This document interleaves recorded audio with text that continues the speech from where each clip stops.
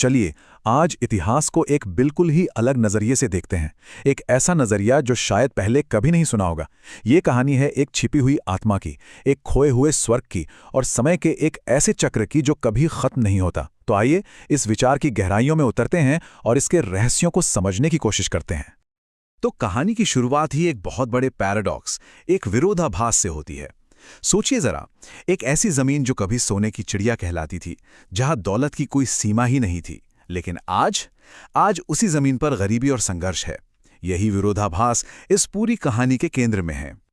तो सवाल ये उठता है कि भाई सोने के महलों वाली ये धरती आखिर इतनी ज्यादा गरीबी में कैसे डूब गई? इस सोर्स के मुताबिक इसका जवाब हमें इतिहास की आम किताबों में नहीं मिलने वाला। इसके लिए हमें एक आध्यात्मिक नजरिया अपनाना होगा। ये जो फर्क है ना, ये जमीन आसमान का है। एक तरफ देखिए देवताओं की भूमि, सुप्रीमली वेल्थी, मतलब पृथ्वी पर स्वर्ग, और दूसरी तरफ आज की दुनिया, जहां वही लोग भक्त बन के रह गए हैं, बेहद गरीब और दुख की दुनिया में। ये सिर्फ एक हिस्टोरिकल चेंज नहीं है, ये एक आध्यात्मिक गिरावट की कहानी है। उस दौर की अमीरी का आलम क्या होगा, इसका अंदाजा सोमनाथ मंदिर जैसे उदाहरणों से लगाया जा सकता है। उसके खजाने की कहानियां तो आज भी मशहूर हैं। और ये सिर्फ पैसे की बात नहीं थी, ये एक ऐसी खुशहाली थी, एक ऐसी प्रचुरता थी जो आज सोचना भी मुश्किल लगता है। अब इस पूरी गुत्थी को सुलझाने के लिए हमें दो ऐसे किरदारों को समझना होगा जो पर्दे के पीछे से काम करते हैं। ये दुनिया के मंच पर अपनी भूमिका निभाते हैं, लेकिन गुप्त रूप से। यही वो छिपे हुए एक्टर्स हैं जो इस पूरी कहानी को चलाते हैं। इस पूरी पहेली की जो चाबी है ना, वो इस एक शब्द में छिपी है, गुप्त या इनकॉग्निटो। इसका मतलब है सामने ना होना, अनदेखे रूप में रहना, अपनी असली पहचान छिपाकर काम करना। इसे समझना बहुत जरूरी है, क्योंकि कहानी के जो मेन कैरेक्टर्स हैं वो इसी तरह काम करते हैं। अब देखिए, ये जो हमारा शरीर है, इसे हम देख सकते हैं, छू सकते हैं, ये टैंजिबल है, सामने है, भौतिक है। ये वो हिस्सा है जिसे दुनिया पहचानती है। लेकिन असली मैं कौन है? इस सोर्स के हिसाब से जो असली एक्टर है वो तो शरीर के अंदर बैठी आत्मा है। वो अदृश्य है, गुप्त है, इनकॉग्निटो है, और यही वो शक्ति है जो इस शरीर रूपी गाड़ी को चला रही है। तो ये है हमारा पहला गुप्त एक्टर। और कमाल की बात यह है कि ये जो इनकॉग्निटो होने का आइडिया है, ये सिर्फ आत्मा तक ही सीमित नहीं है। सोर्स बताता है कि जब परमपिता यानी परमात्मा इस दुनिया में आते हैं, तो वे भी एक साधारण मनुष्य के रूप में गुप्त तरीके से आते हैं। ये हैं हमारे दूसरे गुप्त एक्टर। ठीक है, तो अब हम एक्टर्स को तो जान गए। अब बात करते हैं उस स्टेज की, उस मंच की, जिस पर यह सारा खेल होता है। ये एक बहुत बड़ा कॉस्मिक ड्रामा है जो एक तय समय के हिसाब से चलता है। हम सब इतिहास को कैसी देखते हैं? एक सीधी लाइन की तरह, है ना, जो बस आगे बढ़ता जाता है। लेकिन ये सोर्स एक बिल्कुल अलग ही तस्वीर दिखाता है। इसके अनुसार दुनिया का पूरा इतिहास ठीक 5000 साल के एक चक्र में बंधा हुआ है, जो बार बार घूमता है। और हाँ, ये कोई रैंडम साइकिल नहीं है, इसे एक विश्व ड्रामा कहा गया है। मतलब एक पहले से लिखी हुई स्क्रिप्ट, एक प्री ऑर्डेन्ड प्ले, जिसमें हर आत्मा, हर एक्टर अपना अपना पार्ट प्ले करता है।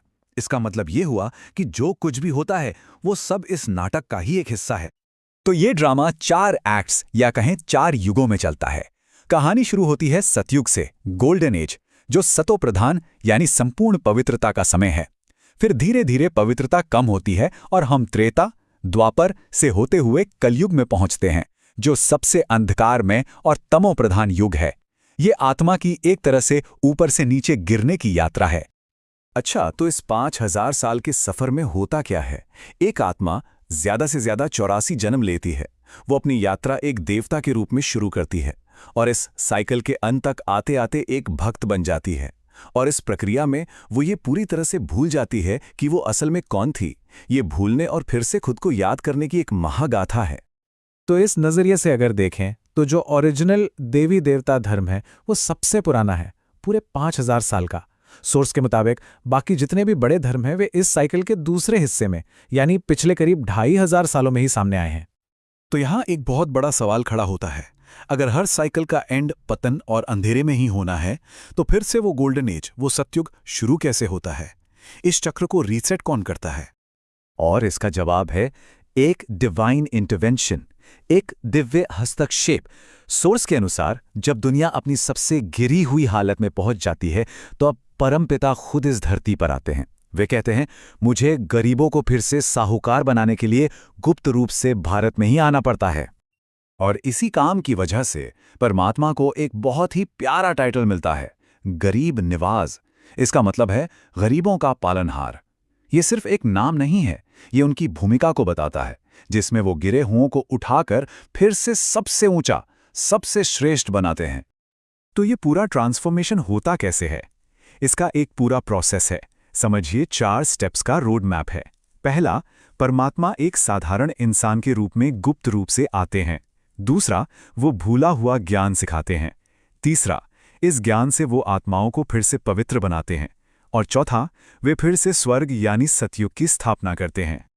तो ठीक है, ये सब हो गया, लेकिन इसका आखिर नतीजा क्या निकलता है? कहानी का जो क्लाइमैक्स है वो आत्माओं द्वारा अपनी स्वर्णिम विरासत को फिर से हासिल करने के बारे में है। और ये कोई छोटा मोटा सुधार नहीं है। ये तो अपना खोया हुआ जन्मसिद्ध अधिकार, या जिसे वर्षा कहते हैं, उसे वापस पाने जैसा है। आत्माएं एक बार फिर से इस दुनिया की मालिक बनती हैं, अपनी ओरिजिनल सॉवरेन स्टेट में लौट आती हैं। तो सवाल है, ये स्वर्ग होगा कैसा? सोर्स के मुताबिक एक ऐसी दुनिया की कल्पना कीजिए जहां सोने और जवाहरात के महल हों, जहां दुख या गरीबी का नामो निशान ना हो, जहां प्रकृति खुद आपकी सेवा में हो। एक संपूर्ण, उत्तम और खुशहाल दुनिया। और अब कहानी के सबसे जरूरी और शायद सबसे हैरान कर देने वाले पॉइंट पर आते हैं। ये पूरा 5000 साल का ड्रामा हूबहू एग्जैक्टली रिपीट होता है। एक पैसे का भी फर्क नहीं हो सकता। इसका मतलब है जो हो चुका है वही फिर से होगा, हमेशा हमेशा के लिए। तो ये सोर्स हमें आखिर में एक बहुत ही गहरे सवाल के साथ छोड़ देता है। अगर ये 5000 साल का ड्रामा एक परफेक्ट रिपीट है, तो फिर इस वर्तमान क्षण का क्या मतलब है? इसका मतलब ये है कि अगर ये पुराना चक्र अब खत्म हो रहा है, तो नया चक्र बस शुरू ही होने वाला है।